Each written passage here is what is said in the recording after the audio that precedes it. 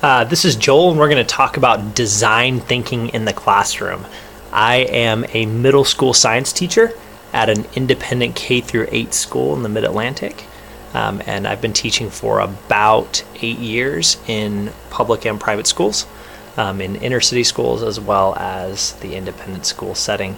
Right now I teach 8th grade physical science and 6th grade environmental science. And one of the things that I've been doing for the last 9 months is redesigning the school's curriculum in order to incorporate more elements of design thinking. So we're going to talk a little bit about that today. So what is design thinking? First off, we're mostly familiar with the scientific method. A lot of us are familiar with art critiques or a writer's workshop. Design thinking is a process, just like those are a process that can be applied to solve problems for people. And it starts with empathy and ends with testing out a solution in order to go back to an expert and take it back to an end user and see if they can employ this solution to solve whatever problem it is that they had.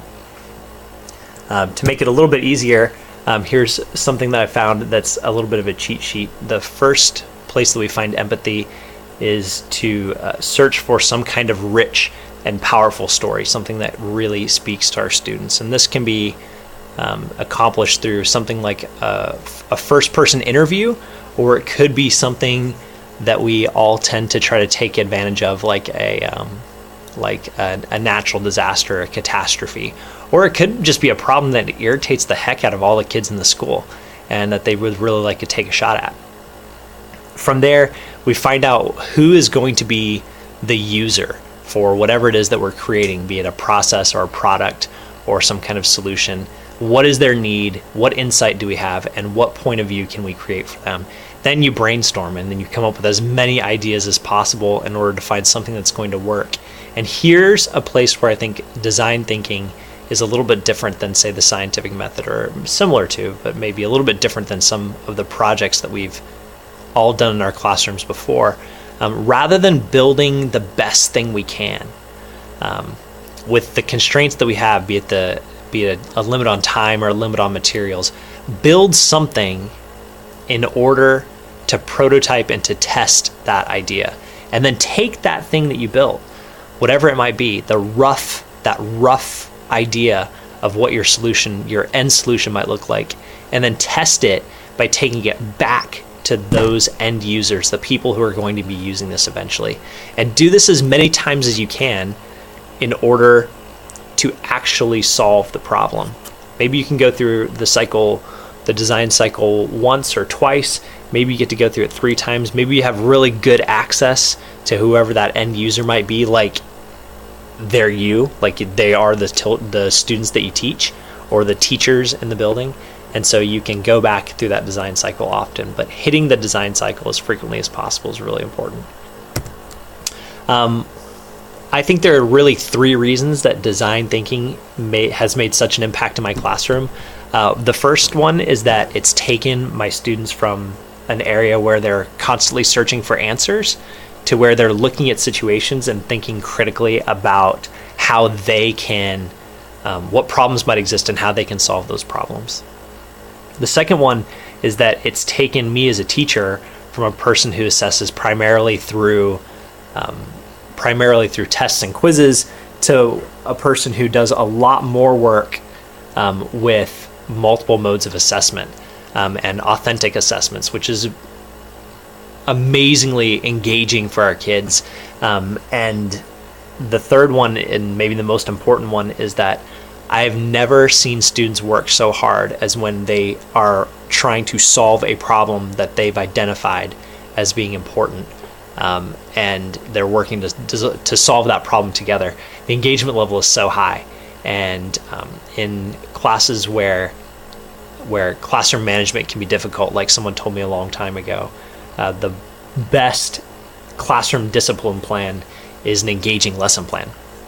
And design definitely promotes engagement in our students. So, because they're the designers. So often with so many of my classes, my science classes, They feel like they are treading in the footsteps or of someone who's already done the work, and that they're just sort of recreating something, be it making some kind of DNA necklace or working through some kind of activity or solving some kind of problem. They feel like because I've given them the problem and because other kids have done it before, that they've solved the problem before. But really, design thinking is about this step right back here, this idea of empathizing and then defining the problem. And when students are the ones who are making connections to other people and defining the problems that they're going to work on, they're so much more engaged than when we give them those things, even if we steer them towards the problem, which is one of the things that is really important to do. It works in all the classrooms.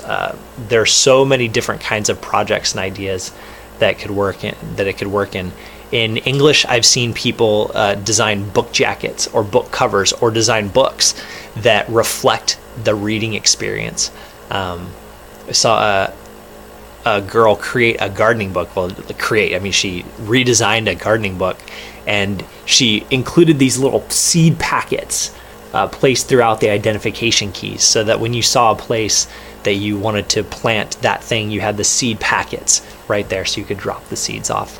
In history class, I've seen people do oral histories where they interview someone from their family or someone that they know, and then bring back that story and document it in some way that's official.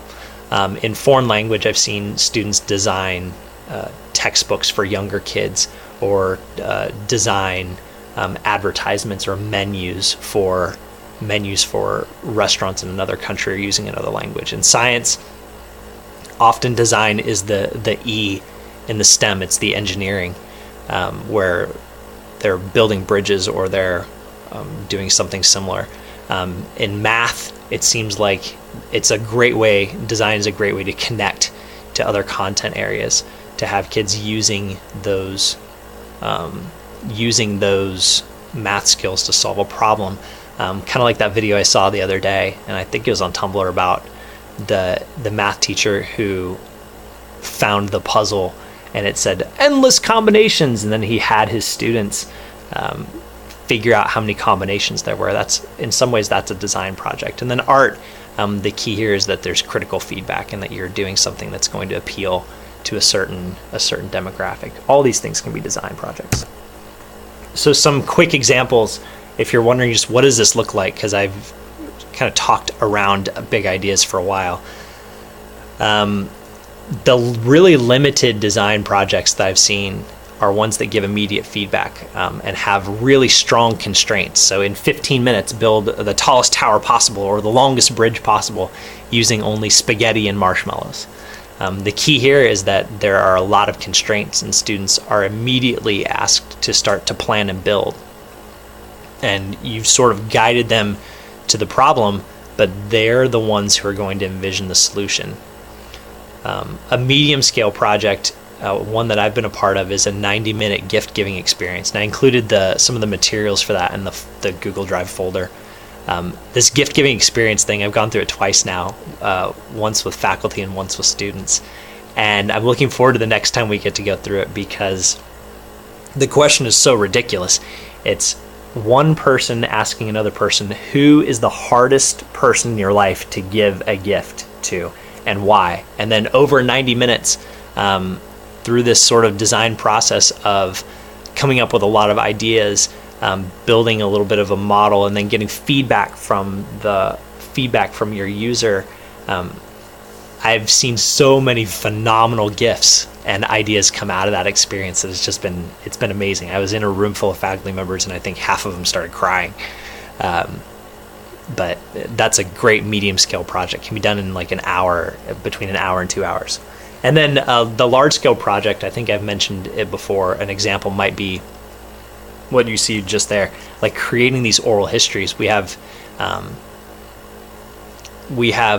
it's a kind of a new project at our school where we have boys and girls that are going out and finding recent immigrants to the United States. And recent can be anything, but living immigrants, and then creating a web page that sort of describes their movement to the United States, and the conversations between students and adults, or students and sometimes other students, that come out of those things are really, really phenomenal. And the guy who leads that project has done really good work there. So the other way to do it, besides coming up with a project that's purely design project, is to redesign a project by taking one of these or several of these bits and pieces and putting them in there. The key is to open up the project with an important question, sort of a hook, and then to deliver your design brief. Blank is going to do blank for blank because blank. Man, that's a lot of blanks. But Joel is going to design a gift-giving experience for John's wife because John has run out of jewelry stores to raid in the area. And then maybe you incorporate some more brainstorming, or maybe it's that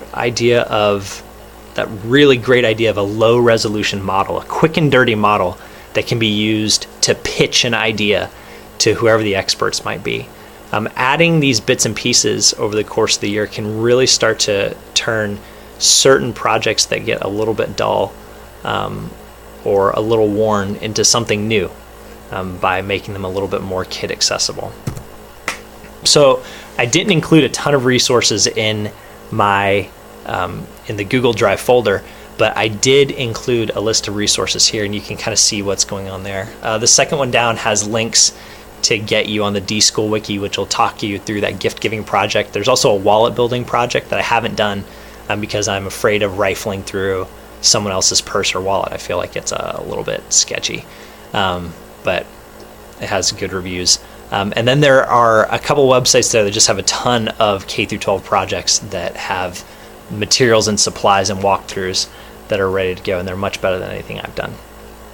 I'm really looking forward to talking to people about this a little bit more in the Q&A, and I hope that this is just the beginning of a conversation, and that we start to turn our kids into problem finders and problem solvers like all the good Hufflepuffs they are. All right, see you guys later.